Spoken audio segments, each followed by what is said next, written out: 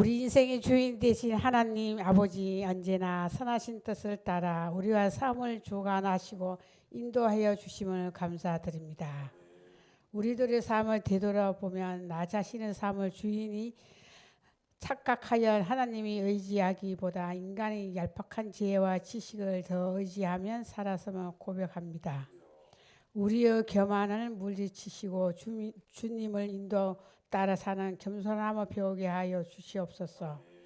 교회를 세우시고 교회를 통하여 역사하시는 하나님 아버지, 교회가 이 세상을 향한 하나님 명령을 준행하기를 원합니다. 이 교회를 통하여 하나님 말씀을 전파되면 세상의 참 소망이 되신 예수 그리스도를 드러나게 하여 주시옵소서. 우리 교회가 진리 위에 든든히 서면 말씀을 따라 행하여 주께서 교회에 당부하신 아름다운 일을 이룰 수 있도록 역사하여 주시옵소서. 특별히 우리 교회가 하나님 뜻을 따라 세상의 빛과 소금 되는데 앞서가게 하옵소서. 말씀 전하신 목사님께 능력을 다하셔서 하나님 말씀을 대언하실 때 이 자리에 모여 예배하는 무리들이 하나님의 임재를 체험하게 하시고 그리스도 사이의 깊이와 넓이와 높이와 길이를 깨달아 주님의 의를 이루는 도구가 되게 하여 주시옵소서. 예수님 이름으로 기도드렸습니다. 오늘 우리가 함께 은혜 받으실 하나님의 말씀은 이사야서 43장 1절부터 3절까지 말씀입니다. 말씀을 찾으셨으면 다 일어나셔서 다 함께 한 목소리로 읽겠습니다. 야곱아, 너를 창조하신 여호와께서 지금 말씀하시느니라. 이스라엘아, 너를 지으신 이가 말씀하시느니라. 너는 두려워하지 말라. 내가 너를 구속하였고 내가 너를 지명하여 불렀나니 너는 내 것이라. 네가 물 가운데로 지날 때에 내가 너와 함께 할 것이라. 강을 건널 때에 물이 너를 침몰하지 못할 것이며 네가 불 가운데로 지날 때에 타지도 아니할 것이요 불꽃이 너를 사르지도 못하리니 대저 나는 여호와 네 하나님이요 이스라엘의 거룩한 이요 내 구원자임이라. 내가 애굽을 너의 속량물로 구스와 스바를 너를 대신하여 주었노라. 아멘. 자리에 앉으시면서 옆 사람 앞뒤 사람에게 잘 오셨습니다. 반갑습니다. 축복합니다.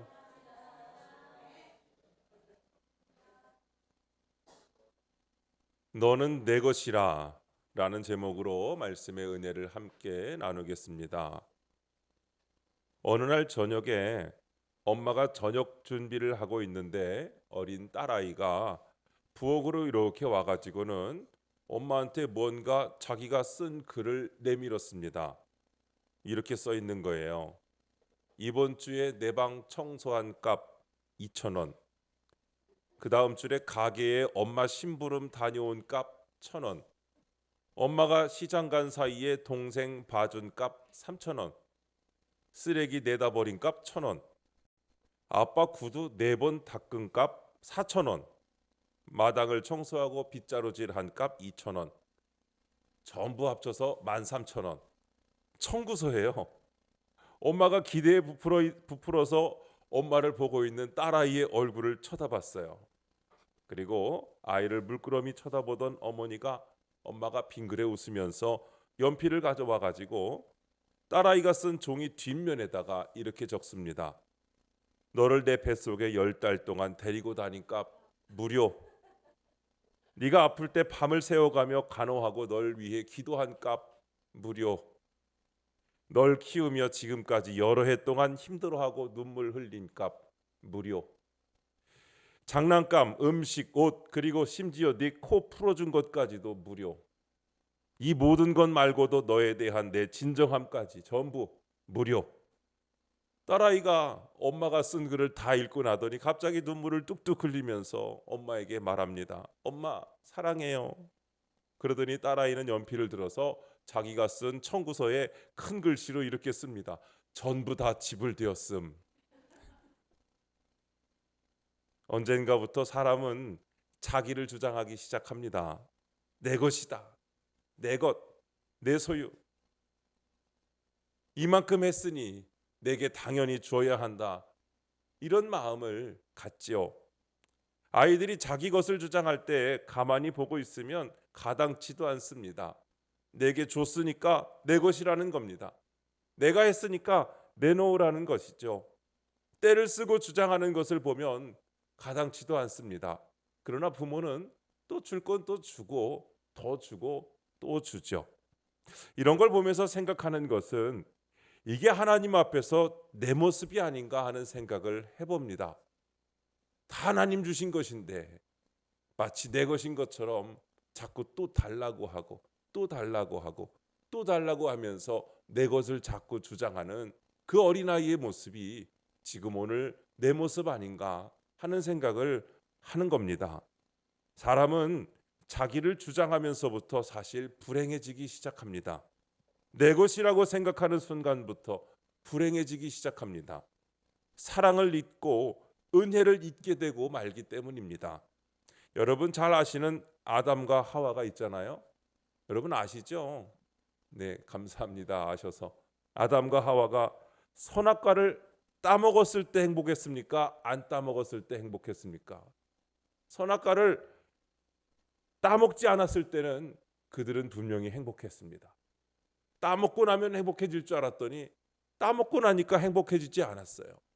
그들은 선악과를 통해서 하나님과 자신과는 다르다는 사실을 깨달았습니다. 선악과는 하나님과 인간의 차이점을 구별하는 나무죠. 그리고 모든 것이 하나님의 것임을 알게 하는 나무입니다. 에덴 동산 모든 곳에 있는 모든 열매는 너희가 따먹을지라도 거기 있는 그 선악과 나무 열매만큼은 따먹지 말아라. 그것은 하나님의 것이다. 그 하나님의 것이 하나인 것처럼 보이지만 그 하나로 인하여 그 모든 것이 다 하나님께서 주신 것임을 우리에게 알려주고 계시는 바로 상징적인 것이죠. 하나님께서 땅의 모든 것을 인간에게 다스리게 하셨습니다. 그리고 동산에 있는 각종 나무의 모든 열매를 마음껏 먹을 수 있게 하셨지만 그러나 선악과만큼은 절대 먹지 말라고 하셨습니다. 그것은 하나님 되심을 드러내시면서 모든 것이 다 하나님의 은혜인 것을 알게 해주신 것입니다. 아담아, 너희가 이 동산에서 살면서 자유를 누리고 풍족한 소유를 누리며 아름다운 가정을 이루는 것은 바로 나로 인함이다. 이 모든 것은 나의 것이다. 너 자신도 나의 것이다. 이것을 너에게 위탁했으니 그것을 잊지 말아라 하는 메시지가 아니겠습니까? 그들이 각종 나무의 열매를 먹을 때는 자신의 것을 주장하지 않았습니다. 하나님께서 주신 것을 그냥 은혜로 먹었을 뿐이죠. 그러나 선악과를 따먹음으로써 자기화했습니다. 곧 내 것으로 여겼다는 것입니다. 내가 하나님과 같아지고 이제 모든 것을 내 것으로 하겠다는 것입니다. 그로 인하여 저들은 죄를 짓게 되었습니다. 저들은 두려웠고 부끄러워서 하나님의 얼굴을 볼 수가 없었습니다. 저들은 숨어야 했고 책임을 회피하며 여자에게 변명하고 또 서로 탓하고 그렇게 변명했습니다. 결국 그들은 신락원 에덴 동산을 잃고 떠나고야 말았습니다. 하나님 나라 에덴을 잃은 겁니다. 내 것이다라고 생각할 때 우리는 불행해집니다. 많은 사람의 불행이 이것으로 인한 것입니다. 믿는 사람들 중에서 행복하지 못한 것은 바로 이 문제를 극복하지 못하기 때문입니다. 여러분, 사람이 행복하려면 소유와 존재의 의미를 깨달아야 합니다. 쉬운 일은 아닙니다만 이것을 깨달을 때 행복할 수 있습니다. 예수와 인간화라는 책에 보면 사람의 존재는 우리가 가진 물건이나 자산과 뗄래야 뗄 수 없는 관계에 있다는 겁니다. 그래서 존재와 소유를 구분하는 것은 사실상 의미가 없다고 합니다. 존재하는 것 자체가 이미 소유와 연결되어 있다는 것이죠. 결국 우리는 소유를 통해 자신의 존재를 인식하게 되고 존재가 소유로 구성된다는 것입니다. 그렇다면 소유의 의미를 알 때 존재의 의미를 알게 되고 존재의 의미를 알 때 소유의 의미를 알게 된다는 것입니다. 여러분, 좀 어려운 얘기 같지만 오늘 우리는 소유의 의미를 통해 자신을 알고 하나님이 주신 행복을 찾는 시간이 되시기를 바랍니다. 하나님은 우리에게 이렇게 말씀해 주셨습니다. 오늘 1절 말씀인데요. 이렇게 말씀합니다. 야곱아, 너를 창조하신 여호와께서 지금 말씀하시느니라. 이스라엘아, 너를 지으신 이가 말씀하시느니라. 너는 두려워하지 말라. 내가 너를 구속하였고 내가 너를 지명하여 불렀나니 너는 내 것이라 하셨습니다. 먼저 첫 번째로, 오늘 성경은 우리의 소유에 대해서 말씀하시는데 우리는 하나님의 것이라고 말씀합니다. 하나님의 소유라 하십니다. 넘겨주세요. 네. 네. 왜 그렇습니까? 첫 번째는 하나님께서 우리를 창조하셨기 때문입니다. 하나님께서 지으셨기 때문입니다. 오늘 본문에서 너를 창조하셨다, 너를 지으셨다 하지 않습니까? 하나님께서 우리를 지으셨습니다. 부모의 뱃속에서 태어났지만 하나님께서 하신 줄로 믿습니다. 우리는 하나님의 창조의 작품입니다. 그렇기 때문에 우리는 하나님의 소유입니다. 두 번째로, 구속하셨기 때문입니다. 지으신 것으로 그친 것이 아닙니다. 우리를 구속하셨다고 하십니다. 하나님께서 창조해 놓으셨는데 이 창조물이 타락해 갑니다. 여러분, 그 아침 드라마를 저도 자주 보진 못하는데 가끔 보면 참 이런 내용을 실감나게 느끼게 되죠. 술과 쾌락, 돈과 성, 이런 유혹으로 타락해가는 인간의 모습을 너무너무 적나라하게 드러내고 있지 않습니까? 그것은 창조품이 아니라 타락한 물건, 타락한 영혼 그 자체의 모습입니다. 그런데 그런 인생을 하나님께서 구원하신 줄로 믿습니다.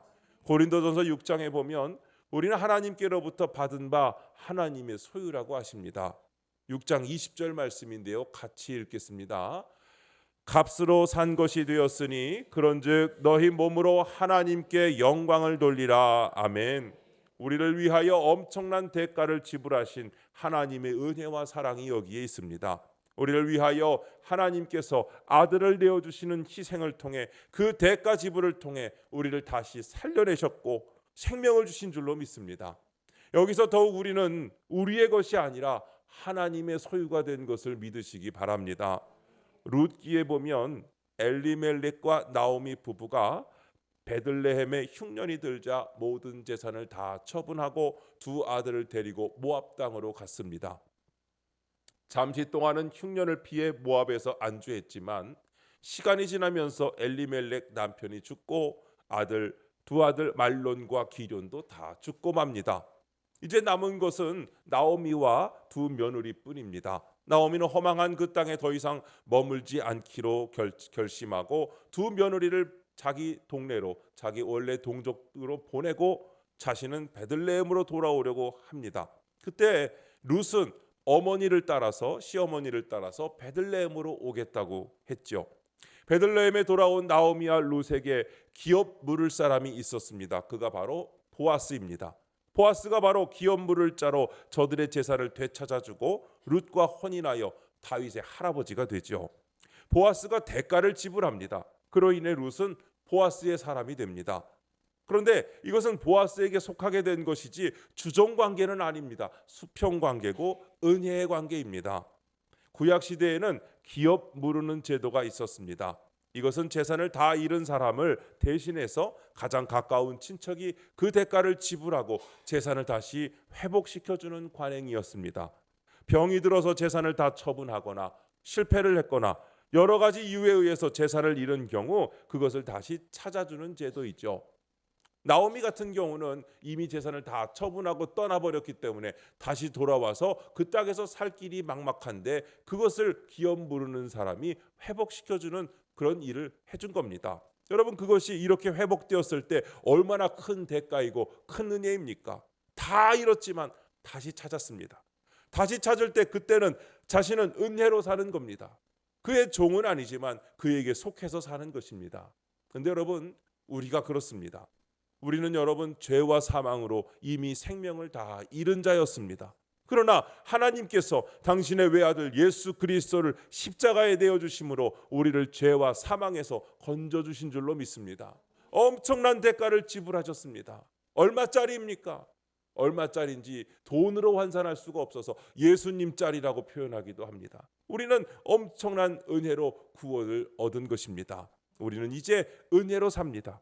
바울은 이것을 깨닫고 이렇게 고백했습니다. 갈라디아서 2장 20절 하반절에 이렇게 말씀하죠. 같이 읽겠습니다. 시작. 이제 내가 육체 가운데 사는 것은 나를 사랑하사 나를 위하여 자기 자신을 버리신 하나님의 아들을 믿는 믿음 안에서 사는 것이라. 아멘. 로마서 14장 7절과 8절엔 이렇게 말씀합니다. 우리 중에 누구든지, 같이 읽을게요. 시작. 우리 중에 누구든지 자기를 위하여 사는 자가 없고 자기를 위하여 죽는 자도 없도다. 우리가 살아도 주를 위하여 살고 죽어도 주를 위하여 죽나니 그러므로 사나 죽으나 우리가 주의 것이로다. 아멘. 우리는 그렇게 주님의 은혜로 구속받았고 구원받았으니 이제 주님의 소유인 줄로 믿습니다. 또한 세 번째로 지명하여 부르셨기 때문이라고 말씀합니다. 하나님의 부르심이 있었습니다. 이것은 선택입니다. 지명하여 부르셨다는 거예요. 저는 개인적으로 이게 정말 중요하고 의미 있다고 생각합니다. 이 선택 속에 있는 사람은 이제 거기에 소속된 겁니다. 소속될 뿐 아니라 소속된 사람으로서의 특권을 누리죠. 요즘 연예인들도 소속사가 좋아야 뜬다는 말이 있잖아요. 그래서 어느 소속사에 들어가면 이미 스타가 된 것처럼 그렇게 생각하는 경우가 많이 있지 않습니까? 프로스포츠 세계에서도 보면 동계 시즌에 각 구단들은 좋은 선수들을 선발을 하죠. 이미 저들은 각 학교나 팀들을 방문해서 어떤 선수가 좋은 선수인지, 우리 팀에 어떤 선수가 들어왔으면 좋겠는지를 탐색을 합니다. 그리고 선수들을 선발할 때 자신들이 원하는 선수들을 지명하죠. 운동선수들도 이때에 자신이 어느 팀에 소속될 것인가에 관심이 아주 많습니다. 왜냐하면 좋은 팀에 소속되면 더 좋은 지원을 받고 더 좋은 훈련을 해서 더 좋은 성과를 거둘 수 있기 때문이죠. 구단이든 선수이든 이 시즌은 아주 중요한 시기입니다. 그 해의 성적과 연관되어 있고 개인의 명예와 선수 생활과 직결되어 있기 때문입니다. 그런데 내가 가고 싶은 팀에 지명되었다고 생각해 보세요. 얼마나 좋겠습니까? 엄청난 은혜입니다. 성공입니다. 그러면서 지명된 그 선수는 이제 그 팀에 온전히 소속되어서 그 팀의 소유가 되는 것이죠. 여러분, 너는 내 것이다. 이게 분명할 때 선수 생활은 보장되는 겁니다. 그 선수는 또 성장할 수 있습니다. 그런데 여러분, 우리가 그렇습니다. 하나님께서 우리를 지명하여 부르신 줄로 믿습니다. 그리고 아들의 자리에, 주님의 일꾼의 자리에, 영광의 자리에 우리를 세워주신 줄로 믿습니다. 그래서 그분의 것이 되었습니다. 그분에게 소속되었고 그분의 것이 된 겁니다. 우리는 그분을 떠날 때 아무런 의미가 없습니다. 아무런 가치가 없습니다. 우리는 그분께 소속되어 있을 때 우리의 가치가 있고 영광을 하나님께 올려드릴 수 있는 능력이 임하게 되는 줄로 믿습니다. 프로 선수가 구단을 떠나면 생명력을 잃습니다. 그 가치나 실력은 평가받지 못하고 소멸되어 버립니다. 여러분, 우리가 하나님을 떠날 때 그렇습니다. 그러나 그분이 지명하여 우리를 부르셨고 우리는 그분 안에 있는 줄로 믿습니다. 그럴 때 우리는 그분의 소유요, 그분의 자녀요, 그분께서 주신 능력을 우리가 발휘할 수 있게 되는 줄로 믿습니다. 두 번째로 하나님의 도우심과 인도가 있습니다. 우리가 하나님의 소유가 되기에 하나님의 절대적인 도우심과 인도하심이 있는 것을 여러분 믿으시기 바랍니다. 이런 우리를 버려두지 않으신다고 했습니다. 외면하지 않으신다고 했습니다. 보십시오. 2절과 3절 상반절에 이렇게 말씀하고 있습니다. 네가 물 가운데로 지날 때에 내가 너와 함께 할 것이라. 강을 건널 때에 물이 너를 침몰하지 못할 것이며 네가 불 가운데로 지날 때에 타지도 아니할 것이요 불꽃이 너를 사르지도 못하리니 대저 나는 여호와 네 하나님이요 이스라엘의 거룩하니요 내 구원자임이라. 아멘. 아멘 하신 분은 그대로 될 줄로 믿습니다. 하나님께서 지켜주시는 겁니다. 모든 사람들은 고난으로부터 피할 수 없습니다. 그게 천재지변이든 인재이든 간에 피할 수 없습니다. 홍수로 인해 폭설로 인해 길이 끊기고 재산적인 피해가 나고 심지어는 큰 손상을 입는 것에서 자유할 수 없습니다. 전쟁이나 경제 위기가 찾아오면 누구도 여기서 자유할 수 없습니다. 우리는 모두 다 함께 몇 년 전에 코로나19로 인하여 경제 위기를 맞이했습니다. 엄청난 위기였습니다. 그 위기로 인해 기업이나 소상공인이나 모든 사람들이 경제적인 고통을 당해야 했습니다. 교회도 문 닫은 교회가 너무나 많습니다. 그런데 그 여파가 지금까지도 있습니다. 여러분, 하나님의 백성이든 세상 사람이든 간에 똑같은 환경 속에서 고통을 당해야 합니다. 그러나 진실하게 하나님을 경외하는 사람은 그 환경 속에서도 하나님의 도우심과 인도하심을 경험하게 되는 줄로 믿습니다. 보십시오. 물 가운데로 지나간다고 하십니다. 불 가운데도 지나간다고 하십니다. 이 과정에 고통이 있습니다. 물 속에 빠지면 호흡이 막히고 죽을 것 같습니다. 불 속에 들어가면 뜨겁습니다. 그리고 상처도 납니다. 그러나 그 물에 침몰하지 못하게 하시고 불에 타지도 사르지도 못하게 하실 것이라고 말씀하고 계십니다. 시편 37편에 이렇게 말씀합니다. 23절부터 25절입니다. 여호와께서 사람의 걸음을 정하시고 그의 길을 기뻐하시나니 그는 넘어지나 아주 엎드러지지 아니함은 여호와께서 그의 손으로 붙드심이로다. 내가 어려서부터 늙기까지 의인이 버림을 당하거나 그의 자손이 걸식함을 보지 못하였도다. 아멘. 지금은 제 딸이 중학교 1학년이라 길을 걸을 때 제 손을 잘 잡고 걷지 않습니다만 좀 어렸을 때만 해도 꼭 제 손을 잡고 걸었어요. 얼마나 귀여운지. 손을 잡으면 아이가 제 손을 잡는 건가요? 제가 아이 손을 잡는 건가요? 어쨌든 제가 아이 손을 이렇게 잡고 걷지요. 이렇게 잡고 걸을 때 애는 앞을 보고 걷는 법이 별로 없어요. 어딜 보고 걷냐면 사방 구경하면서 걸어갑니다. 앞에 돌뿌리가 있는지 뭐가 있는지 상관없이 걸어요. 왜 그렇게 걸을까요? 그 아이가 아빠가 잘 잡고 걸어가고 있으니까 그냥 따라서 걷는 거예요. 손잡고 걷다가 돌뿌리에 살짝 걸려도 넘어지지 않아요. 왜냐하면 아빠가 잡고 있기 때문이죠. 그리고 엉뚱한 곳으로 가지 않습니다. 찻길로도 가지 않아요. 안전한 길로 계속 가게 됩니다. 어린 아이가 아빠의 손을 잡고 있을 때 넘어져도 아주 넘어지지 않고 다른 길로 가지도 않고 그 손을 붙잡고 아빠 손을 붙잡고 갈 때 안전한 것처럼 여러분, 하나님의 백성인 우리들, 하나님의 자녀인 우리들은 하나님의 손을 붙잡고 갈 때에 그때에 하나님께서 붙잡아 주셔서 넘어져도 아주 엎드러지지 않고 하나님의 손으로 붙들어 주심으로 우리가 그분의 것이기 때문에 그분의 사람이기 때문에 일으켜 주시는 경험을 하게 되는 줄로 믿습니다. 넘어져도 다시 일어나게 되고 험한 길로 가지 않게 되고 갔어도 다시 돌아오게 되는 하나님의 역사가 우리에게 있는 줄로 믿습니다. 시편 37편을 고백한 다윗의 일화에 보면 이런 얘기가 전해져 내려옵니다. 다윗이 사울에게 쫓겨 피하면서 몇 차례 동굴로 피해야만 하는 위기가 있었습니다. 한 번은 사울이 바짝 쫓아오는 바람에 급하게 한 동굴로 피했는데 꼼짝없이 사울에게 잡힐 상황이었습니다. 그런데 다윗이 동굴 안으로 들어가자마자 거미 몇 마리가 동굴 입구에서부터 내려오기 시작하더니 굴 입구에다가 거미줄을 막 치는 거예요.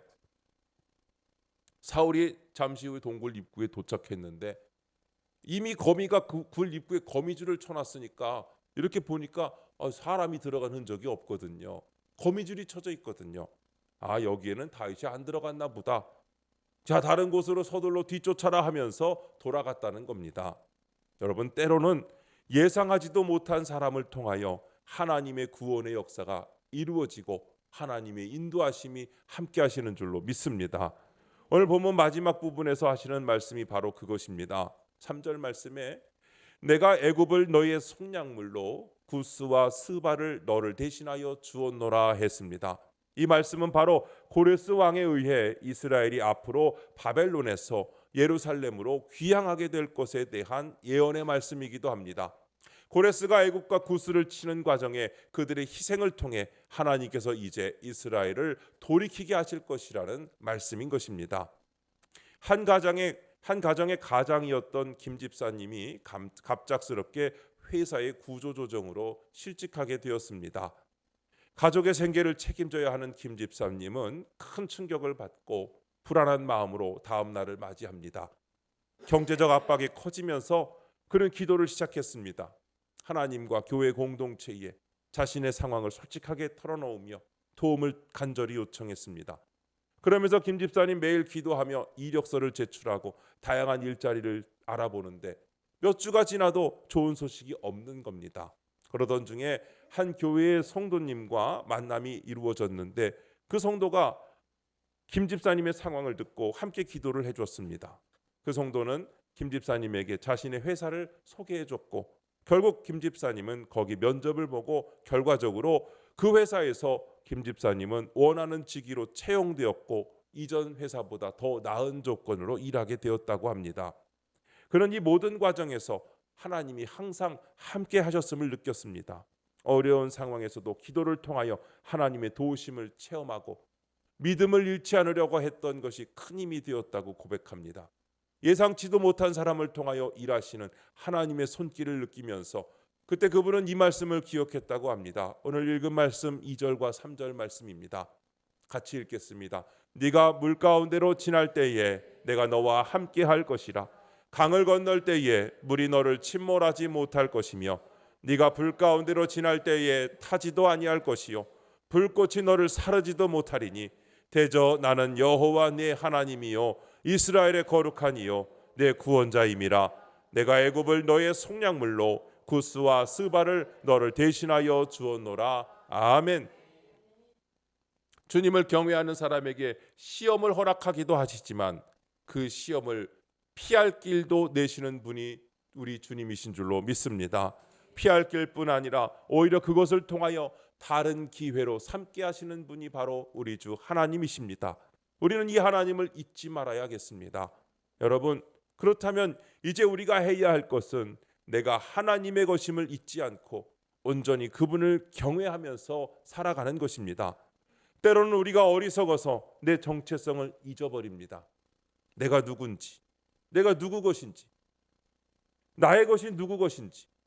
여러분, 나는 하나님 것인 것을 잊지 마시기 바랍니다. 내가 가진 것도 하나님 것이요, 내 가족도 하나님 것이요, 우리 모두가 다 하나님의 것인 것을 여러분 잊지 마시기 바랍니다. 우리는 다 하나님의 소유입니다. 나도 하나님의 소유요, 내 가진 것도 하나님의 소유입니다. 여러분, 그리할 때 우리는 하나님께서 하시는 일을 보게 될 줄로 믿습니다. 오늘 주님은 우리에게 보라 새 일을 행하리라 하신 그 하나님의 말씀을 주시며 하나님의 역사를 보게 하시는 줄로 믿습니다. 이 은혜가 오늘 여러분 가운데 함께 하시기를 주님의 이름으로 축원합니다. 기도하겠습니다. 하나님 아버지, 오늘 이 귀한 시간에 주님의 말씀을 통하여 우리가 하나님의 소유인 것을 다시 한번 깨닫게 해주시니 감사합니다. 주님께서는 우리를 창조하시고 구속하셨으며 언제나 우리와 함께 하시는 분인 것을 잊지 않도록 도와주시옵소서. 물 가운데로 불 가운데로 지나갈 때에도 주님의 손길이 우리를 붙들어 주시며 결코 외면하지 않으시리라는 믿음을 갖게 하여 주시옵소서. 우리의 고백이 내가 하나님의 것임을 잊지 않겠다는 다짐으로 이어지게 하여 주옵소서. 이 세상의 어려움과 시험 속에서 주님의 인도하심과 도우심을 항상 의지하며 날마다 더 가까이 나아가게 하여 주시옵소서. 주님의 크신 사랑과 은혜로 우리 모든 사람을 꼭 붙잡아 주시고 가족과 공동체가 하나님의 영광을 위하여 함께 일할 수 있도록 인도하여 주시옵소서. 우리의 마음이 주님께 향하고 우리의 삶이 주님 안에서 의미 있게 빛나도록 주님 도와 주시옵소서. 우리 주 예수 그리스도의 이름으로 기도드립니다. 아멘.